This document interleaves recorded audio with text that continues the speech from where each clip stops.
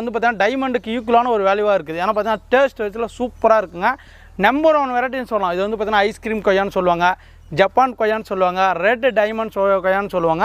இது வந்து பார்த்தீங்கன்னா விதை சீட்லெஸ் கொய்யான்னு கூட சொல்லுவாங்க. ஏன்னா பார்த்தீங்கன்னா விதை வந்து பார்த்தீங்கன்னா கம்மியாக இருக்கும், சதைப்பற்று நல்லா மெதுவாக இருக்கும், சாப்பிட்றதுக்கு சாஃப்ட்னஸாக இருக்கும். ஓகேங்களா? ஸ்வீட்டும் பார்த்தீங்கன்னா அதிகமாக இருக்கும். ஓகேங்களா? நீங்கள் வந்து பார்த்தீங்கன்னா செல்ஃப் லைஃப்பும் அதிகமாக இருக்குது. ஏன்னா பார்த்தீங்கன்னா மற்ற பழங்களை கம்பேர் பண்ணும்போது பார்த்தீங்கன்னா இந்த பழத்தை நீங்கள் அறுத்தாலையும் கிட்டத்தட்ட ஒரு 5 to 1 வாரம் வச்சு இந்த பழத்தை வச்சு நீங்கள் சேல்ஸும் பண்ணலாம்.